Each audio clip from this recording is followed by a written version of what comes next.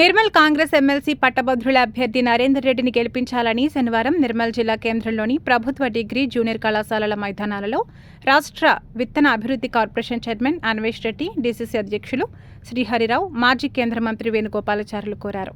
స్థానిక సమస్యల పరిష్కారం కోసం సహకరించాలని కోరారు. మరియు వారు మాట్లాడుతూ కాంగ్రెస్ ఎమ్మెల్సీ పట్టభద్రుల అభ్యర్థి నరేందర్ రెడ్డిని గెలిపించాలని కోరారు. మేలు జరుగుతున్నటువంటి ఆలోచనతో వాళ్ళ కాంగ్రెస్ పార్టీని అధికారంలోకి తీసుకురావడం జరిగింది. మీ అందరి సహకారంతో మీ పాత్ర కూడా చాలా ఉన్నది. అంటే పరోక్షంగా అయినా ప్రత్యక్షంగా అయినా మీ పాత్రతోటి అధికారం కాంగ్రెస్ పార్టీకి వచ్చిన తర్వాత ఎంత ఆర్థిక పరిస్థితి ఇబ్బంది ఉన్నప్పటికీ కూడా శ్రీహరణ చెప్పినట్లుగా ప్రధాన ఉద్యోగస్తులు జీతం విషయంలో ఫస్ట్ తారీఖు వచ్చినటువంటి జీతాన్ని ఎప్పుడు వస్తుందో కూడా తెలియనటువంటి పరిస్థితి నుంచి ఇవాళ మొదటి వారంలోనే అందరికీ జీతాలు ఇచ్చేటట్లుగా ప్రభుత్వం ఏర్పాటు చేసి అందరికి జీతాలు ఇస్తూ ఉన్నటువంటి పరిస్థితి మీ అందరూ తెలుసు. అట్లానే ఉద్యోగాలు కూడా ఇవాళ 55,000 పైగా ఉద్యోగాలు నియామకాలు జరిగినాయి. జాబ్ క్యాలెండర్ రిలీజ్ చేయడం జరిగింది.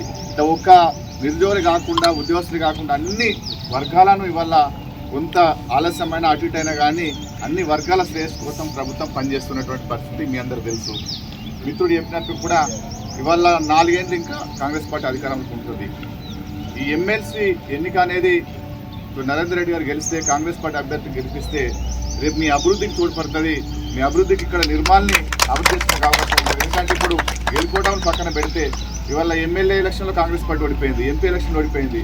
ఈ ఎమ్మెల్సీ ఎలక్షన్ అన్న కనీసం గెలవగలిగితే శ్రీహరణ కానీ అందరు కానీ మేము ఇక్కడ మా వాళ్ళంతా ఓట్లేసారు, ఇక్కడ గెలిపించారు, మా నిర్మల్కి ఇది కావాలి, మాకు ఇది కావాలని చెప్పి అడగడానికి కూడా ఒక బలం ఉంటుంది అనేటటువంటి మీ అభివృద్ధి కోసం, ఇక్కడ నిర్మల్ ప్రాంత అభివృద్ధి కోసం ఈ ప్రభుత్వం ఏదో ఒక మంచి ఆలోచన ముందుకు పోతుందో దాన్ని ఆలోచించినంతా కూడా కాంగ్రెస్ పార్టీ అభ్యర్థికి ఓటేసే విధంగా మీరు మీతో పాటు మీకు ఉన్నటువంటి పర్సన్స్ అందరినీ కూడా ఓటేపించే విధంగా మీరందరూ కృషి చేస్తారని ఆశిస్తూ ఈ అవకాశం ఇచ్చిన మీకు నమస్కారం తెలియజేస్తున్నాను.